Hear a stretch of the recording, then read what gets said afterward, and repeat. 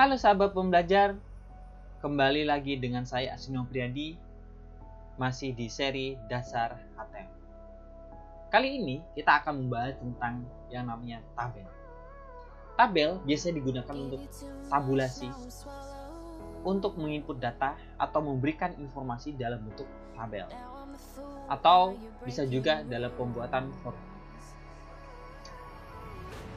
Sebelum kita mengenal tag dari tabel dan atributnya, maka kita harus paham terlebih dahulu struktur dari tabel.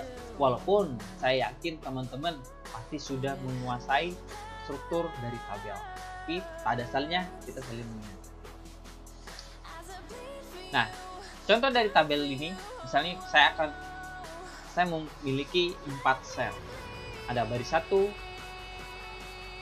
kolom 1, dan baris 1, kolom 2. Nah, ini seperti ini contohnya. Ketika kita dalam bentuk vertikal, itu dinamakan adalah baris, atau istilah dari HTML adalah col. Sedangkan ketika kita horizontal, maka itu dikatakan kolom atau row. Nah, sedangkan ketika hanya satu baris atau satu kolom atau persimpangan tersebut dinamakan sel atau data ketika kita gunakan di HTML. Nah, contohnya adalah seperti ini. Misal saya punya tabel yang menginformasikan tentang nama.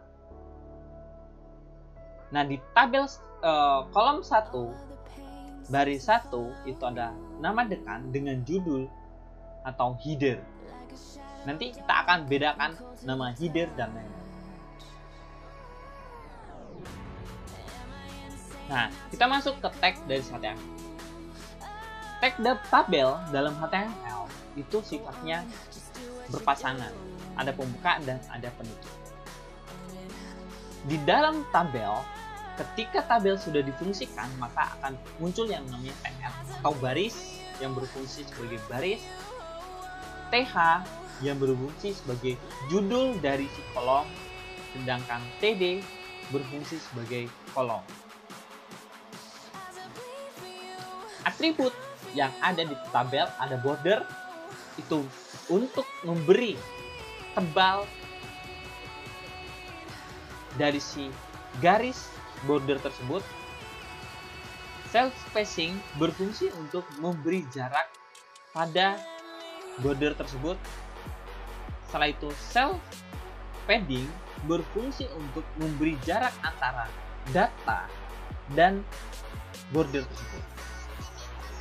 Sedangkan full span untuk menggabungkan beberapa baris, sedangkan row span berfungsi untuk menggabungkan beberapa kolom. Oke, kita lanjut implementasi dari praktek penggunaan si tabel. Langsung kita buka aplikasi Sublime. Nah, kita sudah masuk ke aplikasi Sublime, maka hal yang pertama kita lakukan adalah kita membuat file baru dengan menggunakan Ctrl N. Setelah itu, kita save filenya dengan Ctrl S. Kita beri pertemuan 5.html. Nah, seperti biasa, sebelum kita menggunakan script atau tag dari si tabel, kita membuat struktur dasar HTML. Kata tab, kita beri judul,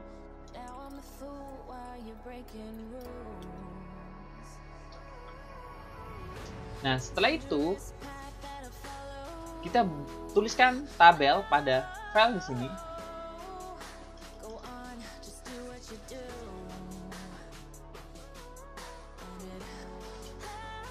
Oke, setelah tabel kita sudah buat, kita maka akan memfungsikan yang namanya TR. TR tadi apa? Baris ya.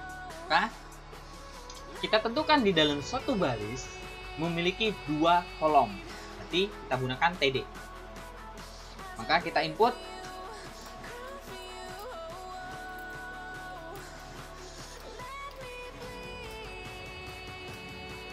Nah, setelah itu kita buat baris lagi dengan TR.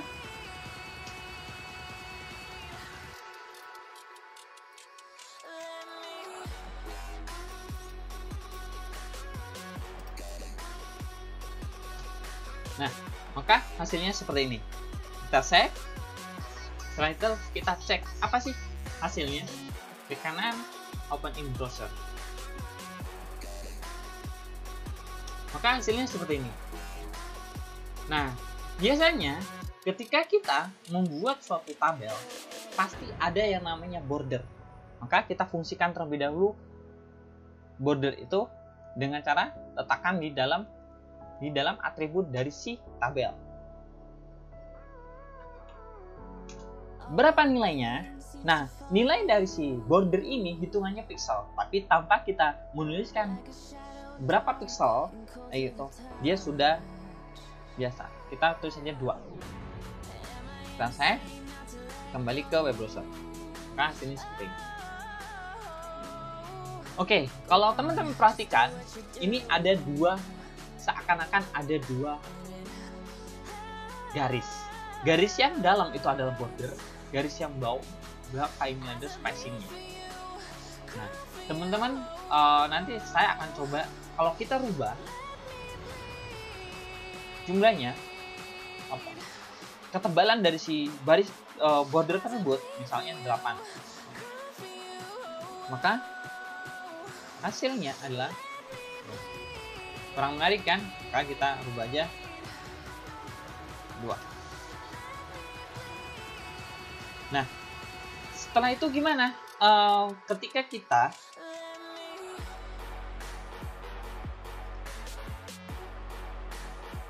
ingin membuat atau memberi spasi pada si tiap-tiap baris, maka kita kasihkan adalah cell spacing. Misalnya kita buat 8. Nah, maka cell spacing ini akan memberi bagian luar dari si baris tersebut, memberi jarak. Oke, maka biasanya si tabel kita tidak gunakan ya, kita kosongin. Nah, yang biasa digunakan dalam membuat tabel adalah cell padding untuk memberi jarak setiap data atau sel tersebut. Nah, seperti contoh. Jadi, sel ini antara jarak tulisan baris 1 dan kolom 1 dengan jarak ini itu ada jarak. Kalau kita buat misalnya 10.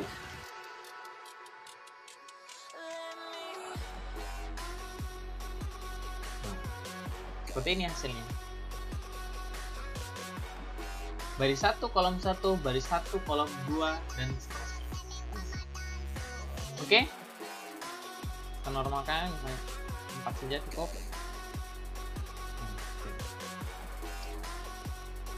Oke.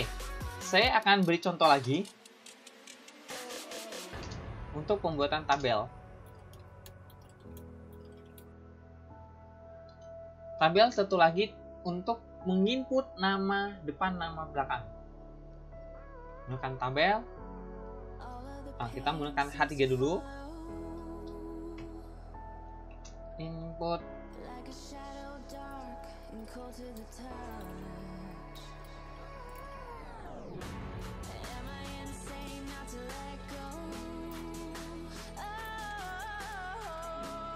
Nah, ini untuk TH itu difungsikan untuk memberi informasi data nama apa saja yang ada.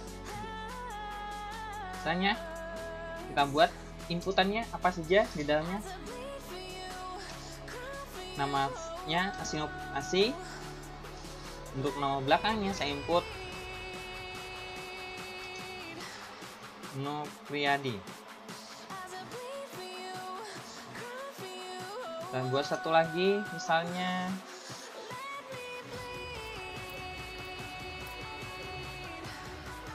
Muhammad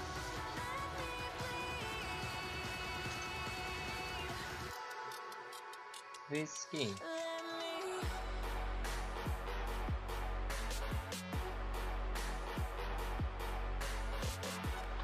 Nah, hasilnya seperti ini. Kita beri border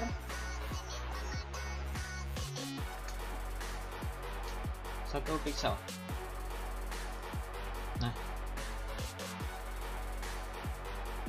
maka hasilnya akan seperti ini